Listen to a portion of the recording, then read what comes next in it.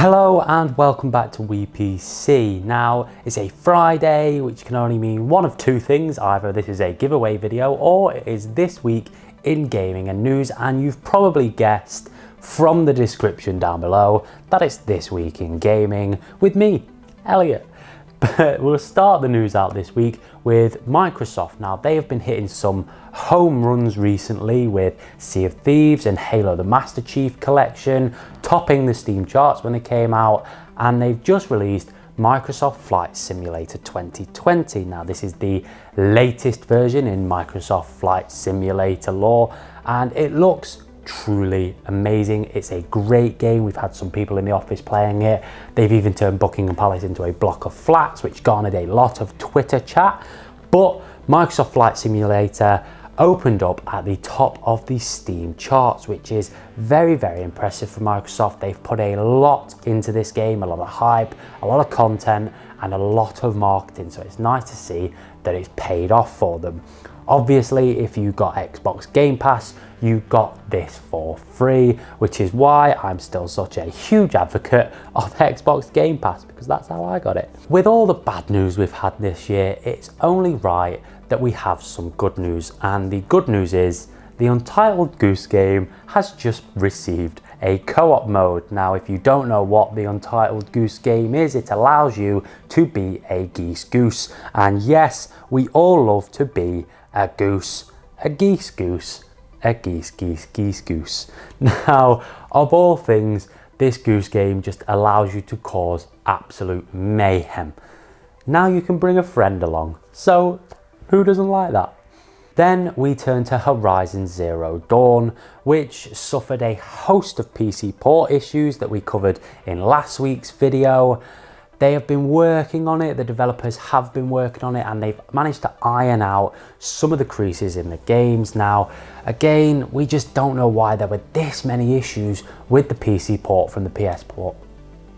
Now, we don't know why there were a host of issues for the PC port, because surely you make sure as a developer, yeah, there's going to be a few bugs, maybe here and there, but not entirely game-breaking bugs that just ruin the experience. And it is a really, really good game. If you've not played Horizon Zero Dawn on the PS4 and you have a PC, obviously wait until all of the bugs are fixed, but we do really recommend it. It is such a great and beautiful game. We had it on 4K here in the office, fully very, very high settings. We had Chris benchmark it for us, and it just is truly a stunning game. So we really do recommend you go and get it on PC when the bugs are fixed, of course.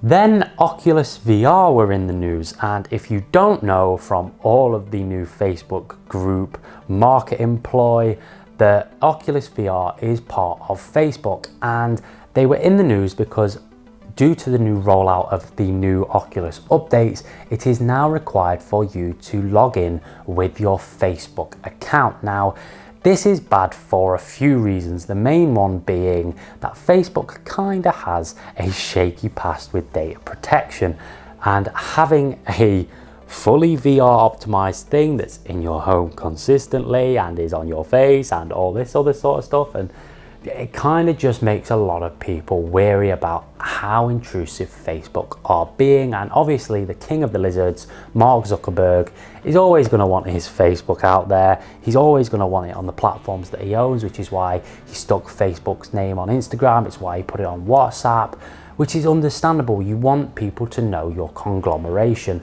but at the same time, at what point does the privacy issue become a wall for people?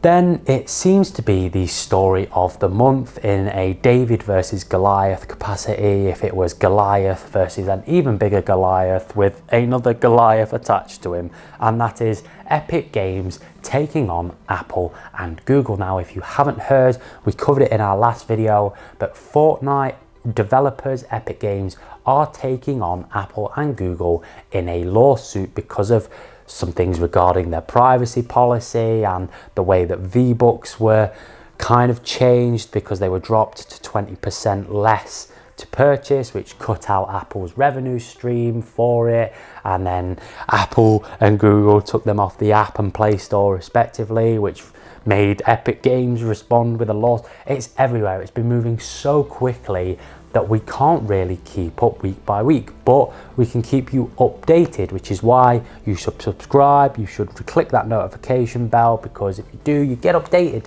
you stay updated, and you remain in the know. So do that, please. We need more subscribers.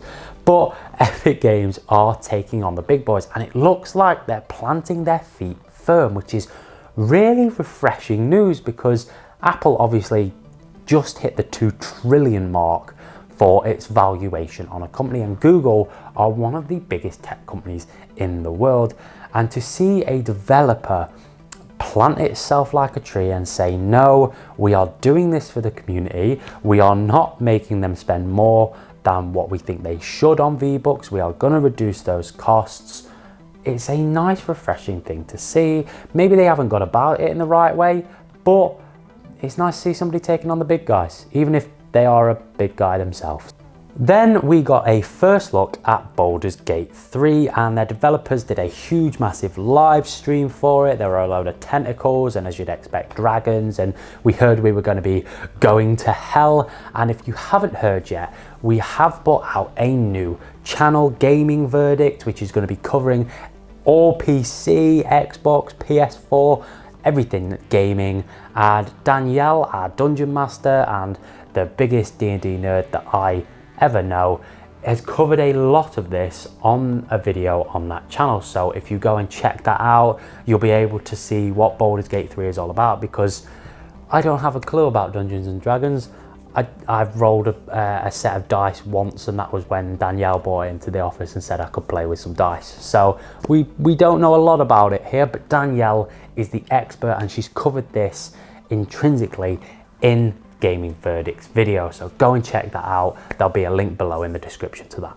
And finally today we had news from AMD about their latest budget motherboards. Now AMD have been really killing it in the tech releases recently, and this is no different. It is a great budget motherboard for people who are starting out getting their PC builds together or don't have a lot of money to spend on a new build. It offers very, very little drawbacks, and you have to think AMD are doing everything right at the minute, and that is a reason why Intel's market share is slowly declining. But AMD's newest motherboard offerings are out now, so go and check those out as well. And as always, subscribe, ring that notification bell, hit a like on the video if you like what you see. We're here every single week giving you the latest tech and gaming news. We give weekly giveaways, which go and check that out as well. We're giving away a Nacon Pro controller for PS4 and Xbox, and so you can go and do scuff jumps to your heart's content. And as always, if you like what you see, I'm not just talking about me, why not consider subscribing to WePC?